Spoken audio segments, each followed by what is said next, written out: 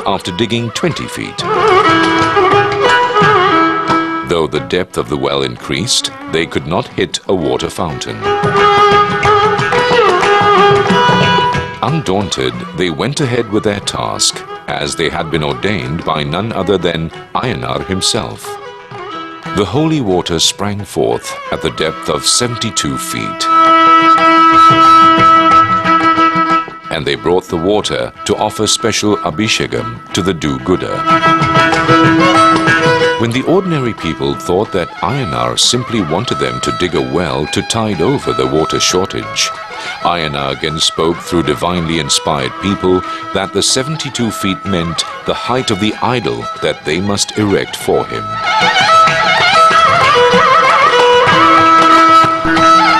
The members of the temple arched their eyebrows in astonishment, as it was going to be a gargantuan task.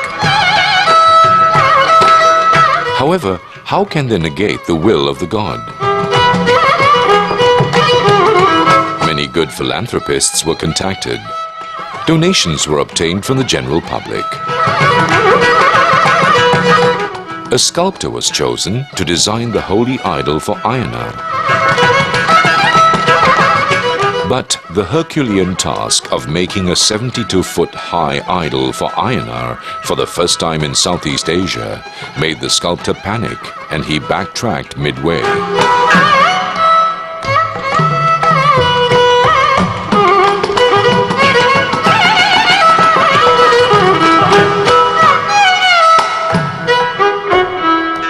After a lot of effort and scouring for talent, they found another sculptor who successfully designed the Ayyanar we see today in Taiping.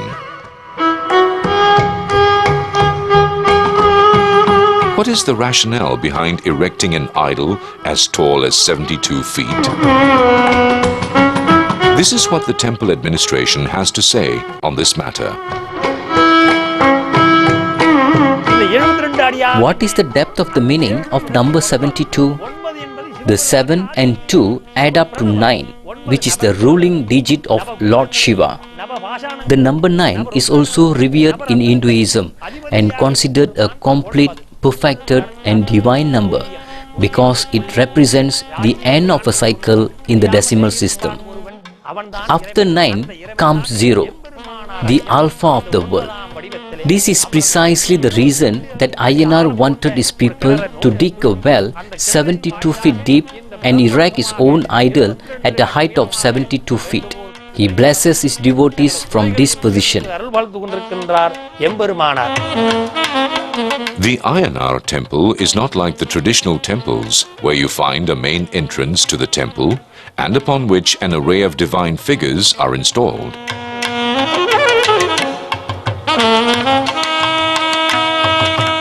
On the contrary, in this Ayyanar temple, the entire focus is on him, and the temple is located below his body.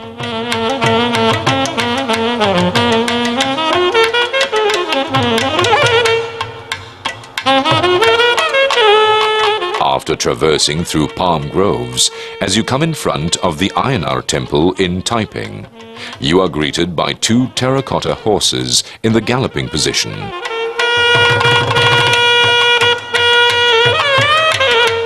Two Munis, Karumuni and Semmuni, who are the guardians of Ayyanar, ride the white horses.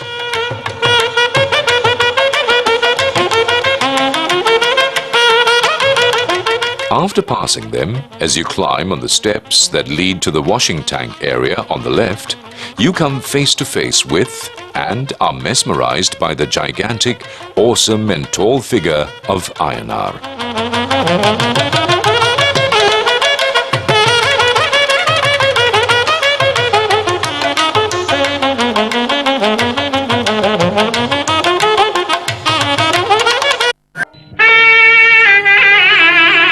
Inside the temple, there are a flag mast and an altar, and Jedamuni is at the Mulasthanam, or main sanctum.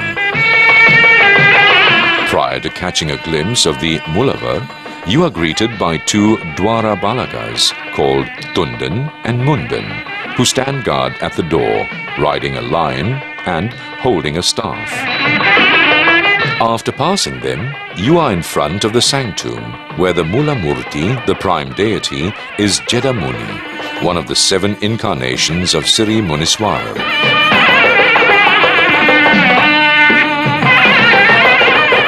Most of the people would think that the prime deity of this temple is Ayyanar, but in fact it is the Jeddah Muni, who blesses the people from inside the sanctum with the benevolence from the Ayyanar who stands out.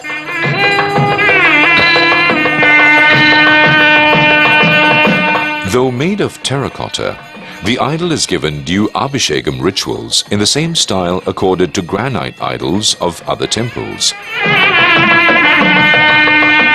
Will not the earthenware idol be eroded faster while doing endless abhishekams, a ceremony of ablutions and symbolic offerings of milk and other sacred items, would be a saner question. Therein lies the miracle of Jeddah Muni, explains the temple administration.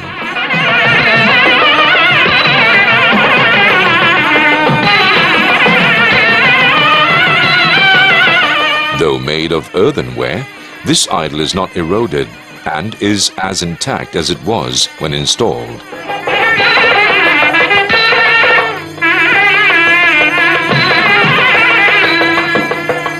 Jeddah Muni's face is childlike and he looks compassionate.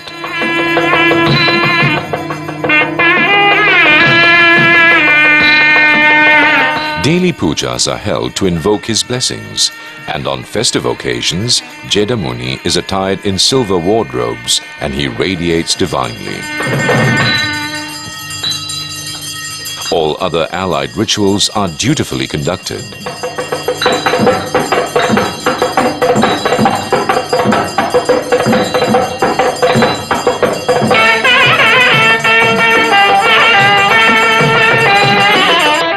Reading the palm leaf or prophecy has been very popular, and it is believed that it can narrate one's past and present and also predict the future very accurately. Such an Ole Chuvadi or palm leaf pertaining to this Ayyanar temple has been preserved here. This particular palm leaf was unearthed when the construction of this temple was on.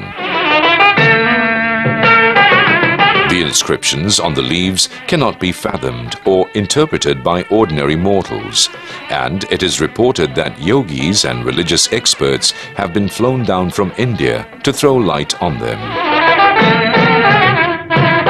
The temple committee says that the predictions about the future of the temple, based on the interpretations of the palm leaf, have amazingly come true.